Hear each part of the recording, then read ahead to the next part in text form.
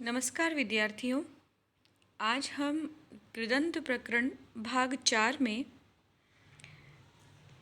तवतु प्रत्यय के बारे में पढ़ेंगे। पिछले बार हमने त प्रत्यय के बारे में पढ़ा था, जो कि निष्ठा प्रत्यय था, और यह भी निष्ठा प्रत्यय ही है। तो हम इसके बारे में जानेंगे कि इससे किस प्रकार से शब्द बनते हैं, किस प्रकार से यह वाक्य में प्रयोग किया जाता है। तवतु प्रत्यय, त तवतु निष्ठा, हमने ये सूत्र त प्रत्यय पढ़ते समय पढ़ लिया था। तो त प्रत्यय के समान तवतु प्रत्यय की भी निष्ठा संज्ञा होती है। निष्ठा का क्या अर्थ होता है? निष्ठा का अर्थ है समाप्ति। समाप्ति का मतलब जो चीज़ हो चुकी है, अर्थात भूतकाल। तो ये त प्रत्यय के समान तवतु प्रत्यय भी भूतकालिक प्रत्यय होता है। इसका प्रयोग कर्तरीकृत इस सूत्र के द्वारा कर्ता अर्थ में होता है। तवतु प्रत्यय में ककार और उकार की इत् संज्ञा होकर तवत शेष रह जाता है। तवतु प्रत्यय सकर्मक और अकर्मक दोनों प्रकार की धातुओं से कर्ता अर्थ में ही होता है। हमने अभी अभी आपको बताया कि यह कर्तरीकृत सूत्र के द्वारा कर्ता अर्थ में होता है। पर इसमें एक बात और ध्यान देने की है कि यह सकर्मक और अकर्मक दोनों प्रकार की धातुओं से कर्ता अर्थ में ही होता है। जैसा कि हमने अक्ता प्रत्यय में पढ़ा था, वह क्या है? वह सकर्मक धातुओं से कर्मवाच्य में हो रहा था और अकर्मक धातुओं से भाववाच्य में होता है। किंतु तवतु प्रत्यय सकर्मक और अकर्मक दोनों प्रकार की धातुओं से कर्ता अर्थ में ही होता है। इसका प्रयोग करना ज़्यादा सरल होता है, क्योंकि यह कर्ता के अनुसार केवल परिवर्तित होता है। जैसे कर्ता स्त्रीलिंग का है तो यह स्त्रीलिंग में लगेगा, कर्ता पुल्लिंग का है तो यह पुल्लिंग में लगेगा, और कर्ता नपुंसकलिंग का है तो यह नपुंसकलिंग के रूप में लगेगा। और एक इसका कि इसके रूप तीनों लिंगों में तो चलते ही हैं, लेकिन कभी कभी कर्ता के वचन परिवर्तित होने के साथ भी यह परिवर्तित होता है। हम इसे समझते हैं कि तवतु प्रत्यय जो है, कत्वतु प्रत्यय जो है, वो तीनों लिंगों में चलता है। कर्ता के विशेषण भी बनता है यह। जैसे गम धातु से कत्वतु प्रत्यय करने पर गतवान, गतवती, गतवत यह शब्द बनेगा, जो क्रमशः पुल्लिंग का है गतवान, गतवती स्त्रीलिंग का है, और नपुंसकलिंग में गतवत चलेगा। इसके रूप किस प्रकार से चलेंगे? गतवान, गतवन्तौ, गतवन्तः, गतवन्तं, गतवन्तौ, गतवतः, गतवता, गतवत्भ्यां, गतवद्भिः। यह रूप मैंने आपको सिर्फ दो प्रथमा और द्वितीय विभक्ति में ही लिखकर बताए हैं। जैसे धीमान शब्द के रूप चलते हैं, बिल्कुल उसी प्रकार इसके भी रूप चलेंगे। चतुर्थी में बनेगा गतवते, गतवद्भ्यां, गतवद्भ्यः, फिर गतवतः, गतवतः, और ये चतुर्थी पंचमी और षष्ठी में। सप्तमी में बनेगा गतवती, वापस द्विवचन में बनेगा गतवतोः, और गतवताम और गतवत्सु, ये षष्ठी और सप्तमी के बहुवचन बनेंगे। तो इस प्रकार से इसके सातों विभक्तियों में रूप चलते हैं। यह रूप इसीलिए चलते हैं ताकि इनका विशेषण ठीक प्रकार से बनाया जा सके। जिस विभक्ति जिस लिंग में कर्ता होगा, उसी विभक्ति उसी लिंग में उसी वचन के अंदर यह भी विशेषण के रूप में प्रयोग किए जाएंगे। फिर स्त्रीलिंग में नदी की तरह इसके शब्द रूप चलते हैं, जैसे नदी, नद्यौ, नद्यः। उसी प्रकार से गतवती, गतवत्यौ, गतवत्यः, गतवतीं, गतवत्यौ, गतवतीः, नदीं, नद्यौ, नदीः, फिर गतवत्या, गतवत्भ्यां, नदीभ्यां, गतवतीभ्यां, गतवतीभिः, नदीभिः। इस प्रकार से रूप नदी की तरह चलेंगे सातों विभक्तियों में। फिर जगत में गतवत, गतवती, गतवंती, गतवत, गतवती, गतवंती, जगत, जगती, जगंती, जगत, जगती, जगंती। तो मैंने दो विभक्तियों में आपको उदाहरण के स्वरूप में बताए हैं कि जैसे इन धीमान पुरुष, नदी स्त्रीलिंग और जगत पुल्लिंग की तरह इसके और नपुंसकलिंग की तरह रूप इसके चलते हैं। आगे कर्ता अर्थ में इसके उदाहरण देखते हैं हम कि कर्ता या कर्तृवाच्य में इसका प्रयोग किस प्रकार से किया जाता है। विष्णु विश्वम कृतवान, यह विष्णु कर्ता है। कर्ता के अनुसार कृतवान शब्द का प्रयोग किया गया है और विश्वम यहाँ पे कर्म है तो कर्म में द्वितीय विभक्ति है। विष्णु कर्ता है उसमें प्रथमा विभक्ति है, तो प्रथमा विभक्ति एक वचन का जब करता है तो कृतवान यहाँ पर रूप बना है। मान लीजिए हम विष्णु शब्द को बहुवचन में बनाते हैं, तो विष्णु विष्णवः, तो विष्णवः विश्वम कृतवन्तः। तब जैसे ही इसका वचन परिवर्तित होगा यहाँ पर भी क्रिया का वचन परिवर्तित हो जाएगा। देवी विश्वम कृतवती, देवी स्त्रीलिंग शब्द है तो उसके साथ में क्रिया कैसे लगेगी, कृतवती बहुवचन स्त्रीलिंग वाली ही। और विश्वम कर्म है उसमें कोई परिवर्तन नहीं होगा। क्यों नहीं होगा परिवर्तन, क्योंकि यह कर्तृवाच्य का वाक्य है। तो कर्तृवाच्य में क्रिया जो लगती है वो कर्ता के अनुसार लगती है, तो यहाँ पे कर्ता स्त्रीलिंग का है तो क्रिया भी स्त्रीलिंग की लगेगी।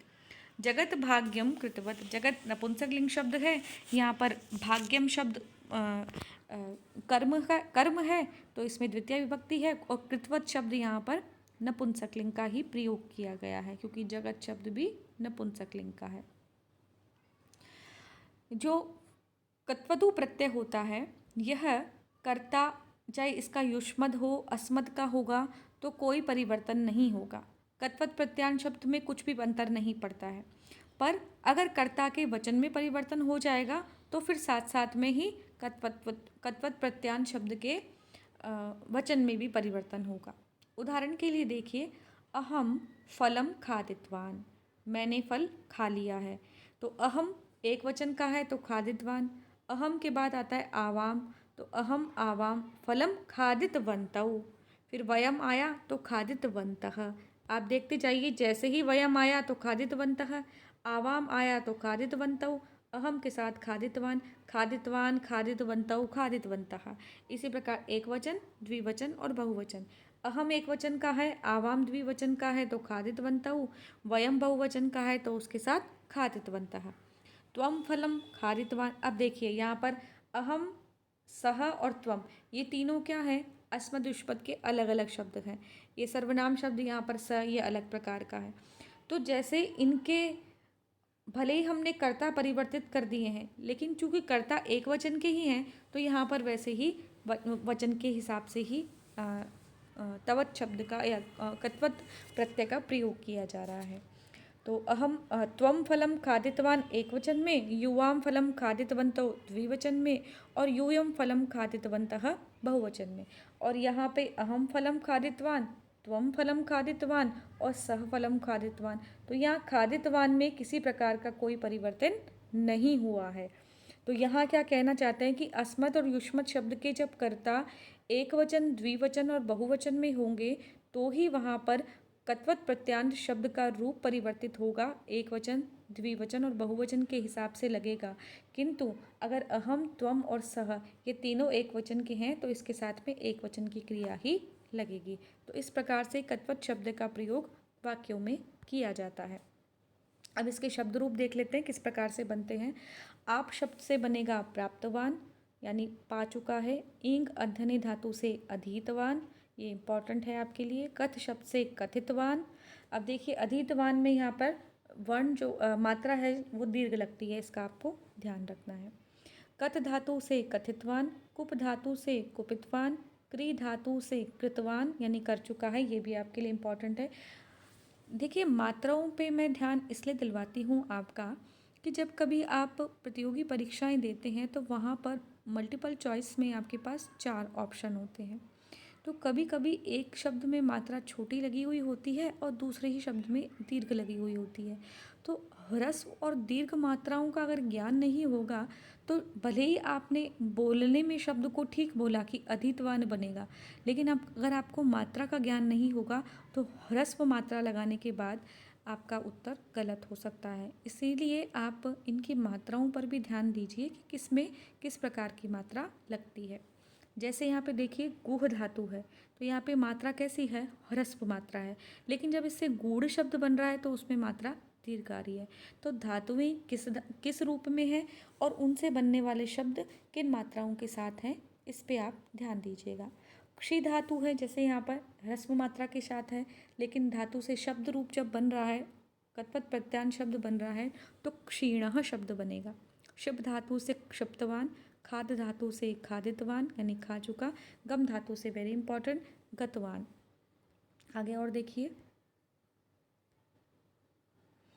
गेय धातु से गीतवान, ग्रह धातु इम्पॉर्टेंट आपके लिए। ग्रह धातु से शब्द देखिए, इसमें जो री है वो कैसा है, र ऐसा वाला है, लेकिन जब इसमें रूप बन रहा है तो गृह ये वाला रूप बन रहा है, जो री रिकारांत होता है वो बन रहा है। तो गृहीतवान, तो यहाँ पर क्या बना है, गृहीतवान, मात्रा भी दीर्घ हो गई है। चर धातु से आचरितवान, कर चुका। जी धातु बूढ़े होने अर्थ में जीर्णवान, बूढ़ा हो चुका। त्रि धातु पार करने अर्थ में तीर्णवान।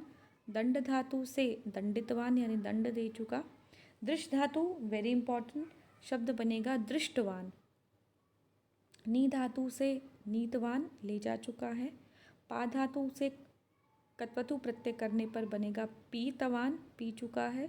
ब्रू धातु से उक्तवान, बोल चुका है। यहाँ ध्यान दीजिएगा, धातु है ब्रू, लेकिन उसको आदेश होकर शब्द बना है उक्तवान। और वच धातु से भी शब्द बनेगा उक्तवान, तो ये आपके लिए ध्यान देने की बातें हैं। ब्रू धातु से भी उक्तवान बनेगा और वच धातु से भी उक्तवान बनेगा। ची धातु से चितवान, चिंत धातु से चिंतितवान, चुर धातु से चोरितवान। यहाँ पे ध्यान देने की बात है कि चुर धातु है, चुरितवान नहीं बन रहा है, यहाँ पर चू को गुण होके बन रहा है चोरितवान। ज्ञा धातु से ज्ञातवान, त्यज धातु से त्यक्तवान, दह धातु से दग्धवान, जल चुका है। धा धातु धारण करने अर्थ में शब्द बनेगा हितवान। हितवान शब्द को देखकर हमको लगता है कि यह हित करने अर्थ में है, लेकिन हितवान का अर्थ है धारण कर चुका है। धा धातु से हमने पहले भी पढ़ा था दधाते ही, तो दा धातु से हित ही आदेश हो जाता है जब कभी भी उसके पीछे निष्ठा प्रत्यांत शब्द हो, निष्ठा प्रत्यय हो। तो धा धातु से हमने अक्ता प्रत्यय किया था, तभी भी बना था हित, हितम, और यहाँ जब धा धातु से कत्वतु प्रत्यय कर रहे हैं तभी भी बन रहा है हितवान। पट धातु से पठितवान, इम्पॉर्टेंट आपके लिए। पृच्छ धातु से पृष्ठवान, पूछ चुका है। लिख धातु से लिखितवान और वस धातु से उषितवान। यह भी आपके लिए इम्पॉर्टेंट है कि वस धातु से क्या शब्द बन रहा है, उषितवान, क्योंकि वस को उष आदेश हो जाता है यानी रह चुका है। तो ये कुछ इम्पॉर्टेंट आपके लिए मैंने धातुओं से बनने वाले प्रत्यय लिखे हैं, आप इनको उतार लीजिएगा और इनको आप अध्ययन करते समय बार बार रिवाइज़ कीजिएगा ताकि आपसे परीक्षा में गलत नहीं हो।